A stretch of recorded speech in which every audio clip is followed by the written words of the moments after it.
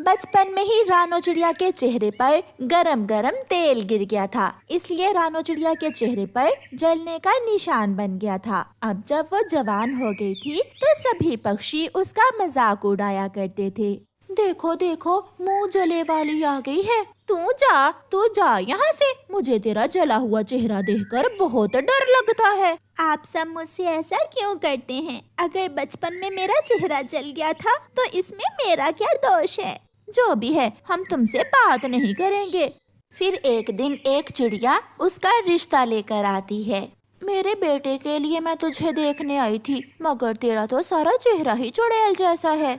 माँ जी, बचपन में मेरे चेहरे पर गरम गरम तेल गिर गया था। ये घर में सारा सामान किसका है?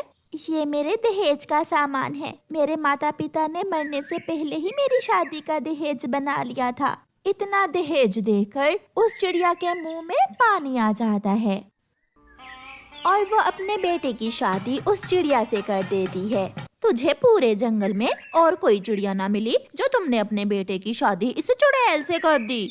इतना मोटा दहेज लेकर आई है वो। 2-4 दिन की बात है, फिर मैं अपने बेटे की दूसरी शादी कर दूंगी। नाक कटवा दी है तुमने। अब जल्दी से अपने बेटे की दूसरी शादी करके इसे घर से निकाल दो। और हाँ, दहेज वापस न करना। अगर ज्यादा बात बढ़े तो मुझे बुला लेना। फिर ऐसे ही कुछ दिन गुजर जाते हैं। मुझे पता है आप मेरे जले हुए चेहरे की वजह से मुझसे प्यार नहीं करते हैं। अगर मालूम है तो फिर मुझसे बात क्यों कर रही हो? आप मुझे ब्याह कर लाए हैं इस घर में, मैं खुद थोड़ी आ गई हूँ। जाओ और माँ के लिए चाय बनाओ। बहू वहाँ से चली जाती है। बेटा, नदी पर चलो, मुझे तुमसे कोई बात करनी है। माँ, जो भी बात है आप मुझे इधर ही बता दें। पहले ही आपने दहेज के लालच में मेरी शादी इस मनहूस से कर दी है। चलो तो तुम मेरे साथ चलो। फिर माँ अपने बेटे को नदी पर ले जाती है। बेटा, मैं तुम्हारी दूसरी शादी करना चाहती हूँ, तुम्हें कोई एतराज तो नहीं है? ये सुनकर उसका बेटा खुश हो जाता है। हाँ माँ, हाँ, आप जल्दी से मेरी दूसरी शादी कर दें। मुझे वो चुड़ैल बिल्कुल भी पसंद नहीं है। मैं उसे दहेज का सामान वापस नहीं करूँगी। अगर तुमसे कोई बात करे तो तुम गोलमोल कर देना। फिर लालची चिड़िया अपने बेटे की दूसरी शादी कर देती है। नई बहू बहुत सुंदर होने के साथ साथ बहुत होशियार भी थी। माँ जी, आप मुझे बताए बिना ही नई बहू ले आई? तुझे बताने ही तो मैं आई हूँ तेरे पास। चल, अब तू इस घर से निकल जा। तेरे लिए अब इस घर में कोई जगह नहीं है। कृपया करें माँ जी, मैं इस घर में ब्याह कर आई थी। अब इस घर से मेरी मिट्टी ही निकलेगी।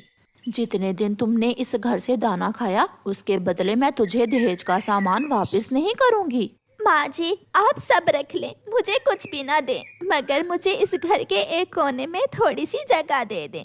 मैं आपके घर के काम कर लिया करूँगी, मुझे काम वाली समझकर ही रख लें। फिर उसकी सास मान जाती है। ठीक है, मगर अगर किसी आते जाते से कोई बात की तो उसी दिन मैं तुझे यहाँ से निकाल दूंगी। फिर रानो चिड़िया उसी घर में रहने लगती है। नई बहू अपनी सास से कहती है, सासू माँ, मेरे कमरे में एसी लगवा दें, मुझे बहुत गर्मी लगती है। मेरा बेटा इतना नहीं कमाता कि हजारों का बिजली का बिल दे सके। ये तो तुमने मेरे जैसी सुंदर बहू लाने से पहले सोचना था। बुढ़िया, मेरा चेहरा चला हुआ नहीं है जो मैं तेरी बातें सुनूंगी। फिर दूसरे दिन सुंदर बहू अपने पति को मना लेती है और अपने कमरे में नया एसी लगवा लेती है। फिर एक दिन सुंदर बहू नदी पर जाती है तो वहाँ गोरी कौवी आ जाती है, जो हर समय दूसरों के घरों में फसाद करवाती रहती थी।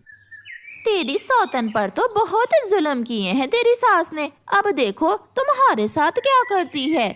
मैं बहुत सुंदर हूँ, मैं कोई जले चेहरे वाली चिड़िया नहीं हूँ। जो भी है, अगर वो जिंदा रहेगी तो वो तुझे खुशियों से जीने नहीं देगी। उसका कुछ ना कुछ अभी कर लो, वरना कल वो तुझे बहुत तंग करेगी। सुंदर बहू को ऐसे उल्टी सीधी पट्टियां पढ़ाने के बाद गोरी कौवी चली जाती है। रानो चिड़िया बर्तन धोती और रसोई में खाना बनाती, वो सारे काम करती थी।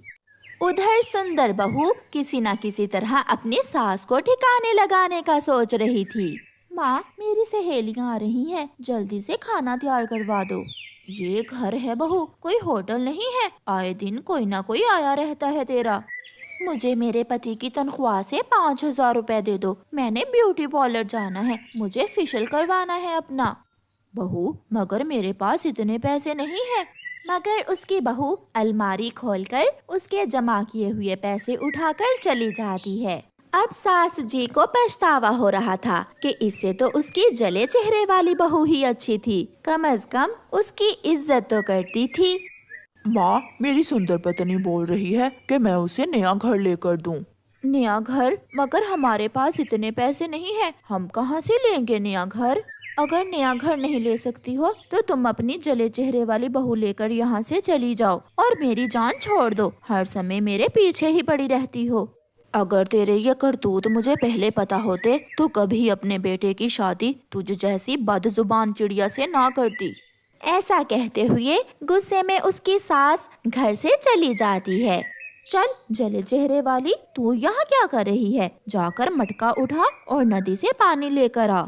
जले चेहरे वाली बहू तो सबसे डरती थी। वो चुपचाप नदी से पानी लेने चली जाती है। सुंदर बहू अपनी सास के पीछे पीछे जाती है। आज मैं इस बुढ़िया से जान ही छुड़वाती हूँ। उस गोरी कवि ने सच ही कहा था, ये बुढ़िया दिन ब दिन बिगड़ती ही जा रही है। फिर सुंदर बहू अपनी सास को रास्ते में ही रोक लेती है। सासू माँ, जल्दी चलो, पति जी कुएं में गिर गए हैं। क्या? मेरा बेटा कुएं में कैसे गिर गया? आप जल्दी से मेरे साथ चलें। फिर सुंदर बहू अपनी सास को कुएं में फेंकने के लिए झूठ बोलकर साथ ले जाती है। अब तुझे मुझसे कौन बचाएगा बुढ़िया? कुएं में गिरेगी तू। बहू, मुझे छोड़ दो, मुझे छोड़ दो, मैं घर से निकल जाऊंगी, मुझे छोड़ दो। पीछे से उसकी जले चेहरे वाली बहू आ जाती है। रुको, तुम ऐसा नहीं कर सकती। माँ जी जैसी भी हैं, ये हमारे पति की माँ है और हमारी सास है। अपनी सौतन को देखकर सुंदर बहू वहाँ से भाग जाती है और सास अपनी पहली बहू के साथ घर आ जाती है और अपने बेटे को सारी बात बताती है। फिर सास की अकल ठिकाने आ जाती है और वो सुंदर बहू को धक्के दे देकर घर से निकाल देती है और अपनी जले चेहरे वाली अच्छी बहू के साथ खुशी से जीवन गुजारती है। प्यारे दोस्तों, इस कहानी को लाइक, अपने दोस्तों के साथ शेयर और चैनल को सब्सक्राइब करना बिल्कुल मत भूलना। आपका धन्यवाद। कुकू की